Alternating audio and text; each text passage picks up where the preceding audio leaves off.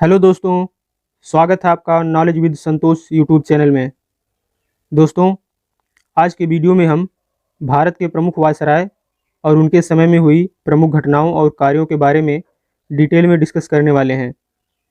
दोस्तों, अगर आप किसी भी एग्ज़ाम की तैयारी कर रहे हैं तो यह वीडियो आपके लिए बहुत ही महत्वपूर्ण होगा, इसलिए इस वीडियो को अंत तक ज़रूर देखें। और अगर वीडियो अच्छा लगे तो अपने दोस्तों के पास ज़रूर शेयर करें। तो वीडियो शुरू करते हैं। सबसे पहले बात करते हैं लॉर्ड कैनिंग। लॉर्ड कैनिंग का कार्यकाल 1856 से 1862 तक था। दोस्तों, लॉर्ड कैनिंग भारत के अंतिम गवर्नर जनरल थे। दोस्तों, 1858 में एक अधिनियम आया, जिस अधिनियम के तहत भारत के गवर्नर जनरल भारत के वायसराय कहे जाने लगे। इस प्रकार भारत का प्रथम वायसराय लॉर्ड कैनिंग थे। लॉर्ड कैनिंग के समय में ही 1857 की क्रांति हुई थी। बजट व्यवस्था का आरंभ भी इन्हीं के समय में हुआ था। लॉर्ड कैनिंग के समय में 1861 में कोलकाता, मुंबई, मद्रास में उच्च न्यायालय की स्थापना हुई। भारत में पहली बार आयकर लगाया गया। विधवा पुनर्विवाह अधिनियम 1856 लॉर्ड कैनिंग के समय में आया। नेक्स्ट बात करते हैं लॉर्ड मेयो। लॉर्ड मेयो का कार्यकाल 1869 से 1872 तक था। दोस्तों, लॉर्ड मेयो के समय में भारत में प्रथम जनगणना हुई। तो पूछा जाता है कि भारत में प्रथम जनगणना कब हुई, तो 1872 में, और उस समय वायसराय कौन था? Lord Mayo. सांख्यिकी सर्वेक्षण विभाग तथा कृषि विभाग का गठन किया गया। आर्थिक विकेंद्रीकरण की नीति की शुरुआत लॉर्ड मेयो के समय में हुई थी।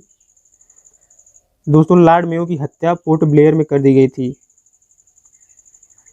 दोस्तों, लॉर्ड मेयो जब पोर्ट ब्लेयर में कैदियों के सर्वेक्षण के लिए गए थे तो वहां उनकी हत्या कर दी गई थी। तो एग्जाम में क्वेश्चन पूछा जाता है कि किस वायसराय की मृत्यु पोर्ट ब्लेयर में हो गई थी? तो लॉर्ड मेयो। नेक्स्ट बात करते हैं लॉर्ड लिटन। लॉर्ड लिटन का कार्यकाल 1876 से 1880 तक था।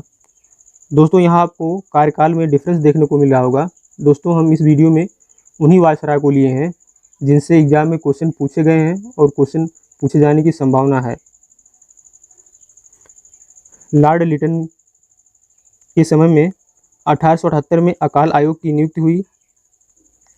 1878 में वर्नाक्यूलर प्रेस एक्ट पारित हुआ।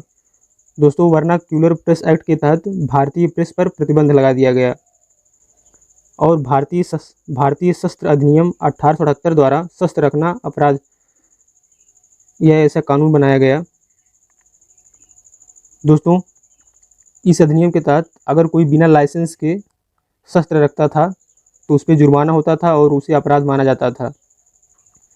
लॉर्ड लिटन के समय में ही प्रथम दिल्ली दरबार का आयोजन हुआ और सिविल सेवा परीक्षा की आयु 21 वर्ष से घटाकर 19 वर्ष कर दी गई। और द्वितीय आंग्ल अफगान युद्ध जो 1878 से 1860 तक चला, वो भी लॉर्ड लिटन के समय में ही हुआ था। नेक्स्ट बात करते हैं लॉर्ड रिपन। दोस्तों, लॉर्ड रिपन सबसे लोकप्रिय वायसरायों में से एक हैं। लॉर्ड रिपन को फ्लोरेंस नाइटिंगेल ने भारत का उद्धारक कहा। इनका कार्यकाल 1880 से 1884 तक था। लॉर्ड रिपन को स्थानीय स्वशासन का जनक माना जाता है।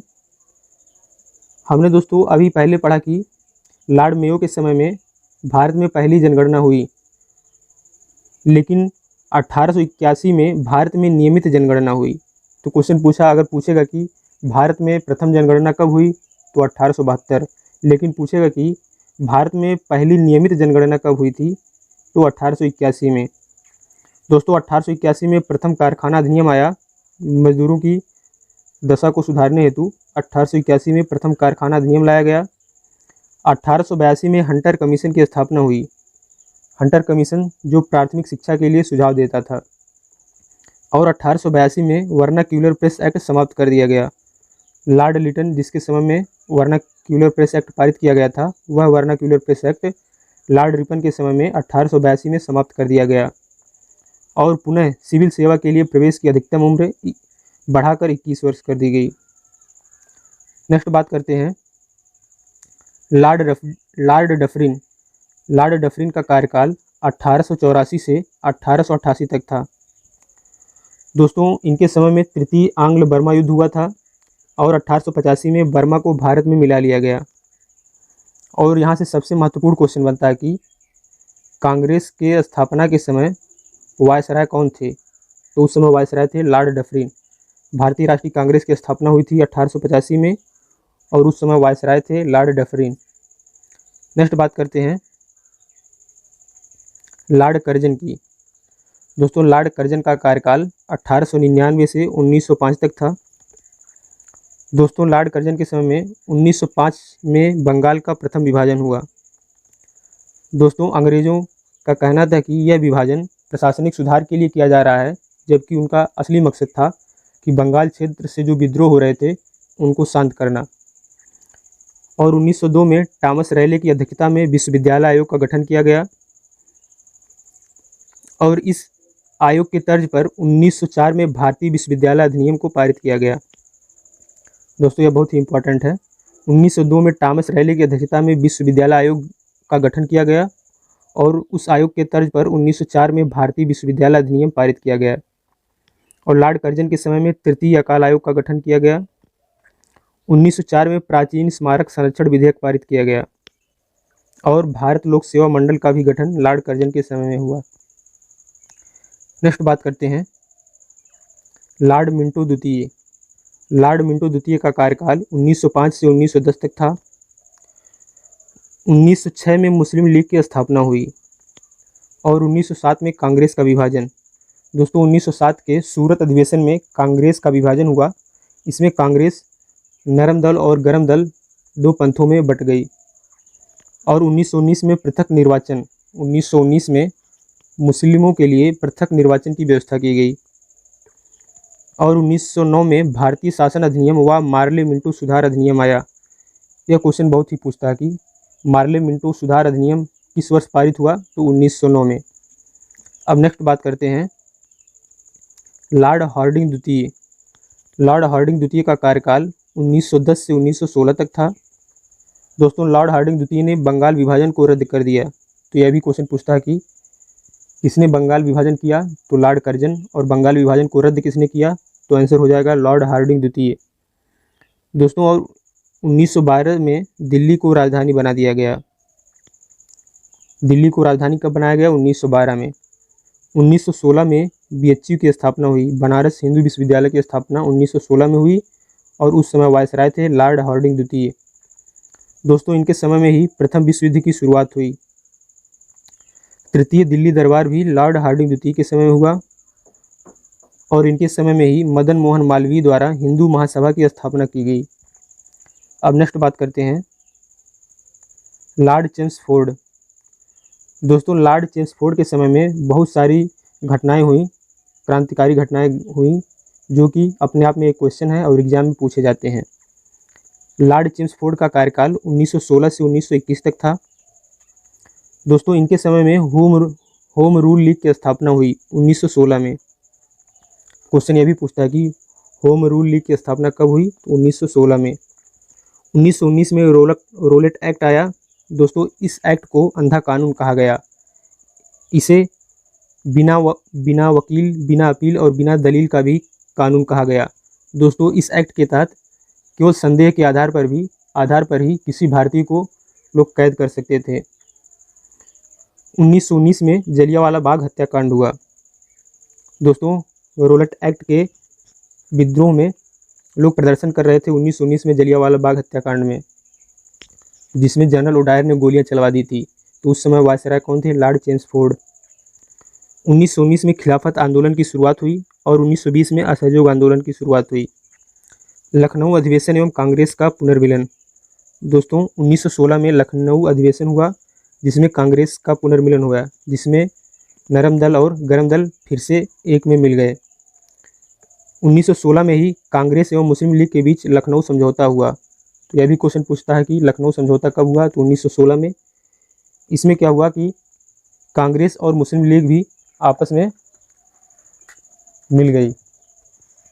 कांग्रेस एवं मुस्लिम लीग के बीच समझौता 1916 में हुआ, जिसे लखनऊ समझौता के नाम से जाना जाता है। नेक्स्ट बात करते हैं लॉर्ड रीडिंग। लॉर्ड रीडिंग का कार्यकाल 1921 से 1926 तक था। इनके समय में चौरी चौरा की घटना हुई 5 फरवरी 1922 को, जिसके लिए महात्मा गांधी जी ने असहयोग आंदोलन वापस ले लिया। और 1925 में काकोरी ट्रेन डकैती भी हुई। 1923 में स्वराज पार्टी की स्थापना की गई और रोलेट एक्ट रद्द कर दिया गया। लॉर्ड रीडिंग के समय में रोलेट एक्ट को रद्द कर दिया गया। 1925 में भारतीय कम्युनिस्ट पार्टी की स्थापना हुई। यह भी क्वेश्चन पूछा जाता है कि भारतीय कम्युनिस्ट पार्टी की स्थापना कब हुई, तो 1925 में। नेक्स्ट बात करते हैं लॉर्ड इरविन। लॉर्ड इरविन का कार्यकाल 1926 से 1931 तक था। लॉर्ड इरविन के समय में ही साइमन कमीशन भारत आया 1928 में। पूर्ण स्वराज का प्रस्ताव पारित हुआ। दोस्तों, लॉर्ड इरविन के समय में ही 1929 में लाहौर का अधिवेशन हुआ, जिसमें पूर्ण स्वराज की मांग की गई। सविनय अवज्ञा आंदोलन का प्रारंभ हुआ। प्रथम गोलमेज सम्मेलन तथा गांधी इरविन समझौता हुआ। दोस्तों, 3 गोलमेज सम्मेलन हुए थे 1930, 1931, 1931 और 1932। प्रथम गोलमेज सम्मेलन तथा गांधी इरविन समझौता। दोस्तों, गांधी इरविन समझौता 1931 में हुआ था। भारतीय कम्युनिस्ट पार्टी की स्थापना ये तो मैं बता ही दिया था। नेहरू रिपोर्ट 1988 में जारी की गई। नेहरू रिपोर्ट 1988 में। नेक्स्ट बात करते हैं। दोस्तों, एक बात बता दूं कि भारतीय राष्ट्रीय कांग्रेस ने केवल एक गोलमेज सम्मेलन में भाग लिया, और जिसकी तरफ से महात्मा गांधी ने सम्मेलन में भाग लिया 1931 में। यह भी क्वेश्चन पूछता है कि किसने तीनों गोलमेज सम्मेलन में भाग लिया, तो हो जाएंगे BR अम्बेडकर। भीमराव अम्बेडकर ने तीनों गोलमेज सम्मेलन में पार्टिसिपेट किया था। नेक्स्ट बात करते हैं लॉर्ड लिनलिथगो।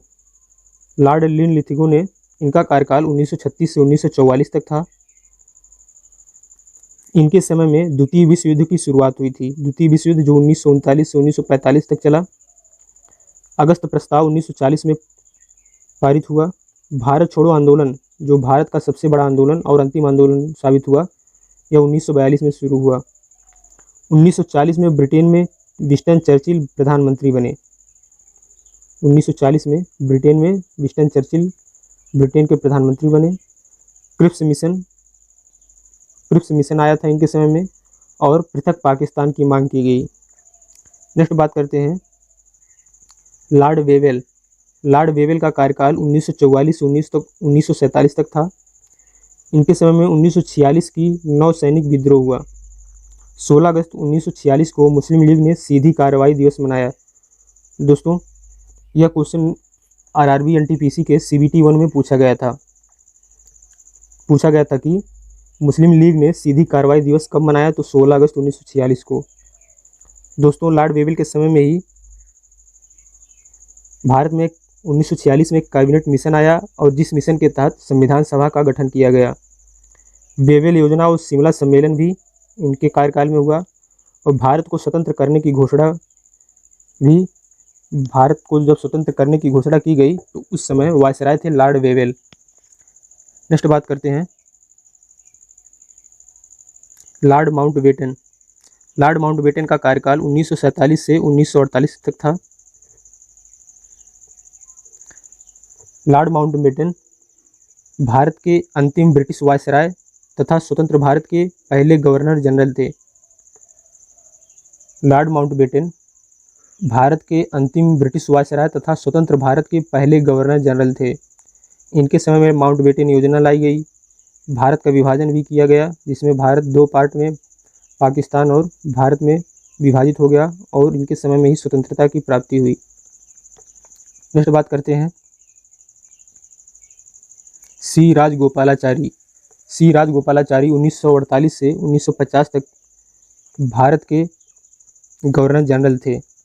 दोस्तों, 1950 में जब हमारा संविधान लागू हुआ, तो उसमें गवर्नर जनरल के स्थान पर राष्ट्रपति का पद का सृजन हुआ, जिसके पश्चात गवर्नर जनरल का पद हटा दिया गया। तो इस प्रकार सी राजगोपालाचारी स्वतंत्र भारत के प्रथम व अंतिम भारतीय गवर्नर जनरल थे। तो क्वेश्चन पूछता है कि स्वतंत्र भारत के प्रथम गवर्नर जनरल, तो हो जाएगा लॉर्ड माउंटबेटन। यदि पूछेगा स्वतंत्र भारत के प्रथम भारतीय गवर्नर जनरल, तो आंसर हो जाएगा सी राजगोपालाचारी। और यह भी क्वेश्चन पूछ सकता है कि स्वतंत्र भारत के अंतिम गवर्नर जनरल, अंतिम पूछेगा तो भी हो जाएंगे सी राजगोपालाचारी। तो दोस्तों इस वीडियो को यहीं समाप्त करते हैं। दोस्तों अगर यह वीडियो आपको अच्छा लगा हो तो इसे लाइक, शेयर और सब्सक्राइब करना ना भूलें। दोस्तों आप अपने सुझाव कमेंट बॉक्स में बता सकते हैं। दोस्तों आप लोग इसी तरह अपना सपोर्ट बनाए रखें। मिलते हैं अगले वीडियो में। तब तक के लिए थैंक्स फॉर वॉचिंग।